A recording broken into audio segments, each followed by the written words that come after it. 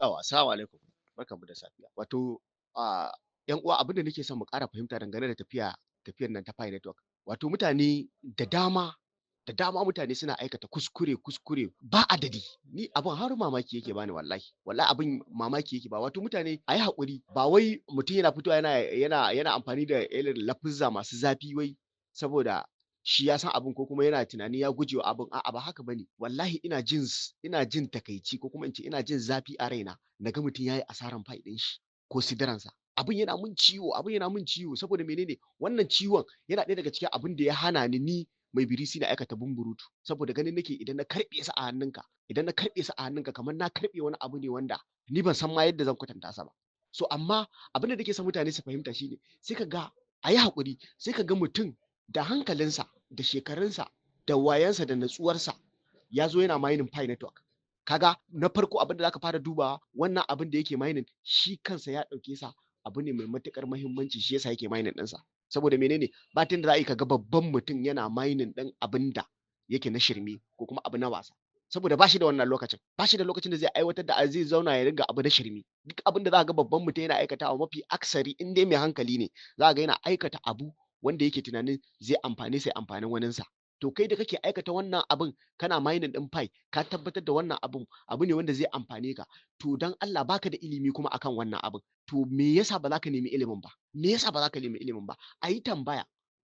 Ana yawan faɗa, a yi tambaya, idan baka san abu ba ka yi tambaya. Idan ka yi tambaya ka guje wa dukkanin wani ƙalubale da zai biyo baya. Insha Allahu ta'ala in dai ka yi tambaya, idan ka tambayi wannan bai sani ba, to tambayi wani, shi wannan ya sani insha Allahu. Amma baka san abu ba, an nuno maka abu kuma ka zo ka aiwatar da wannan abin. Sai bayan ka aiwatar da wannan abin sannan kuma ka fito ka ce za ka yi tambaya. Shi yasa yanzu asarar Pi ake ta yi. Abin kawai sai ka ji mutum ya biyo ka ta private ya ce maka ya yi asarar Pi ɗin shi, an ɗauke masa Pi, ko kuma mutum ya je ya yi kaza an yi masa kaza. To ka fara bincikar kanka ɗan uwa, ka fara bincikar kanka, ka ga cewa wai me kake yi ko kuma me ka yi har da zai sa ka salwantar da wannan Pi ɗinka, a zo a sace maka Pi ko kuma wani abu ya faru da account ɗinka na Pi. Ciwon ba yanzu bane ba fa. Wallahi mu fahimci wannan abin. Ciwon ba yanzu bane, sai nan gaba kaɗan, sai nan gaba. Lokacin da wannan abin ya zo ya tabbata, yadda ake fata ya zo ya tabbata, ya zama abin da ake son ya zama, to a lokacin ne za ka ji ciwon abin. Wallahi yacce nake ɗaukar Pi ɗina da muhimmanci, haka nake ɗaukar Pi ɗin kowa da muhimmanci. Ina jin ba daɗi naga ka kawo min kukanka akan Pi. Wallahi duk yanda zan yi sai na iya bakin ƙoƙarina, na baka time, na baka lokaci, na fuskanci wannan matsalar taka. Sai dai idan abin ya fi ƙarfina zan gaya maka cewa to wannan abin ya fi ƙarfina, amma ɗan ƙara bani lokaci in yi tambaya kuma in yi nawa binciken. Saboda menene? Saboda ina ɗaukar wannan abin da kake yi da muhimmanci, saboda gaba yana da muhimmancin. So 'yan uwa mu ringa tambaya. Idan baka san abu ba, abu ya shige maka duhu, ka tambaya, ka fara yin tambaya kafin ka ce bari ka aiwatar. Wani zai ce maka shi ba zai yi tambaya ba, kawai abin da ya fahimta shi zai yi. To gurin yin abin da ka fahimta din sai ka je ka yi abin da yake na kuskure. Daga baya kuma abin ya zo ya rikice, a rasa ta inda za a gano bakin zaren. A zo a tashan wahala. So ku ringa tambaya, ga mentors ɗin nan ga su nan available.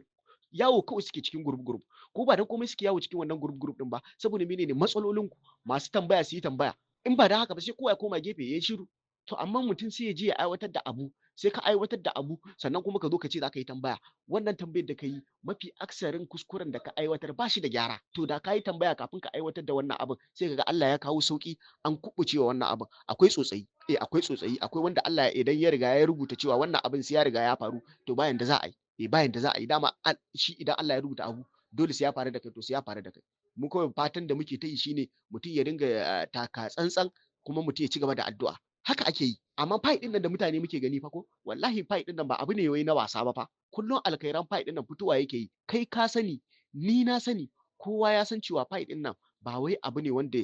za ka zo ka yi masa riƙon wasa, ka ce za ka ɗauke shi wai abu ne na kawai a zo a yi shi yanzu yanzun nan ya tafi ba. Abu ne wanda ya zo don ya tsaya. So neman ilimin wannan abin ya zama maka dole idan kana cikin tafiyar. Kana mining Pi Network, to ya zama maka dole sai ka fahimci wasu abubuwa wanda yake masu mahimmanci dangane da tafiyar Pi ɗin. Kana mining Sidira, to ya zama maka dole sai ka fara neman abubuwa masu mahimmanci akan Sidira ɗin nan. Duk project ɗin da kake mining, mafi aksari mutane wasu kawai mining suke yi ba tare da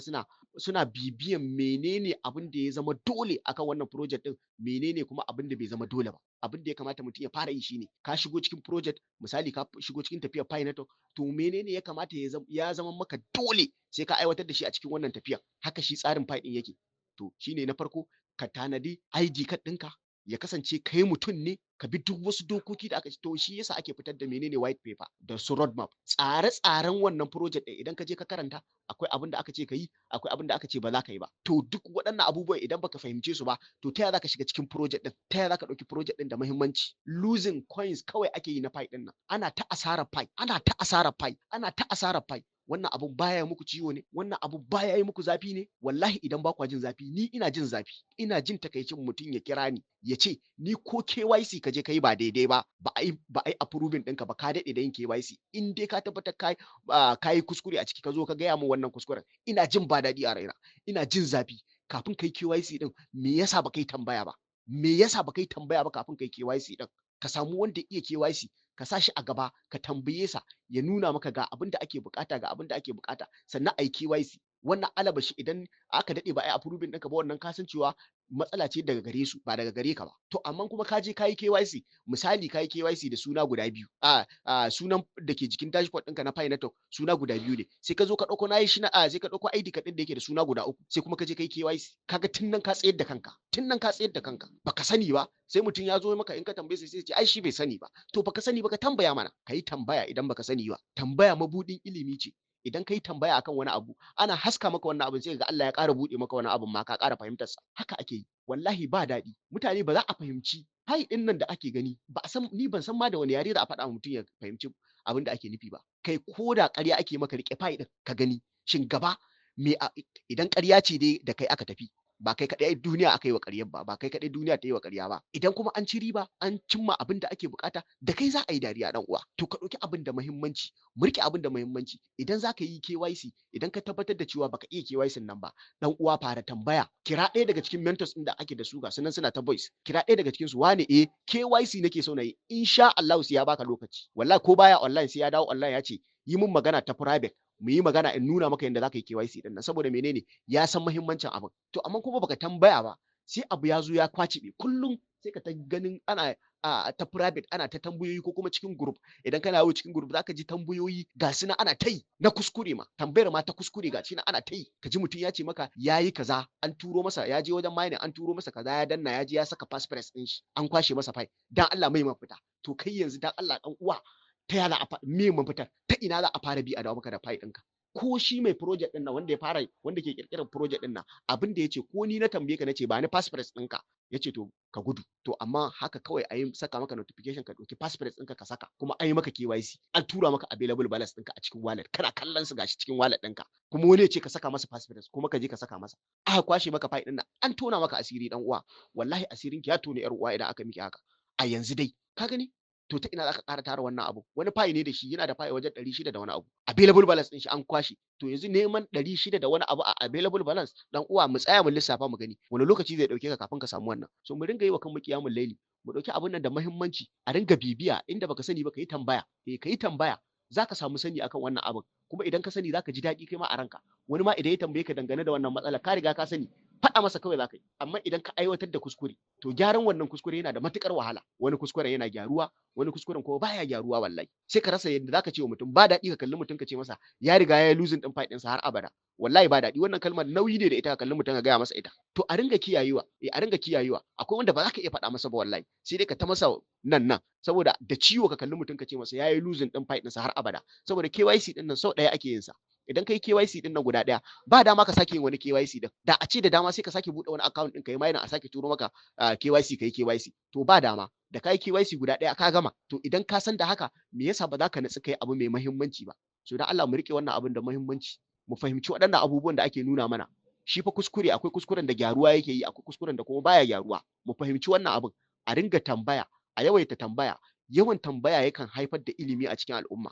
wallahi duk al'ummar da take da yawan tambaya dangane da abubuwa masu alkhairi wallahi za ka ga al'ummar nan tana ci gaba amma baka tambaya baka sani ba kuma akwai waɗanda suka sani kuma baka tambaye su ba to sai ka kana ta yawo cikin duhu ana ta samun matsaloli Allah ya samu dace sai a yi haƙuri a ringa tambaya duk abin da ya shige maka duhu komai karancin sa kai ko yaya yake ka daina jin nauyin ka yi tambaya wai saboda za a yi maka dariya ko kuma saboda wani zai maka kallon cewa ai aka yi wannan abu a'a kai tambaya wannan abin da ya shige maka duhu wani ya san wannan abu kai ma akwai abin da ka sani wanda ya shige ma wani duhu to haka rayuwar take a dinga tambaya saboda fai ba abun wasa bane sidira ba abun wasa bane mu rike kayan mu mu rike a hannun mu rike shi gam mu yi addu'a mu yi fatan kuma Ubangiji Allah ya nuna mana lokacin da za mu ci amfanin wannan abun. Wannan shine. Assalamu alaikum warahmatullahi.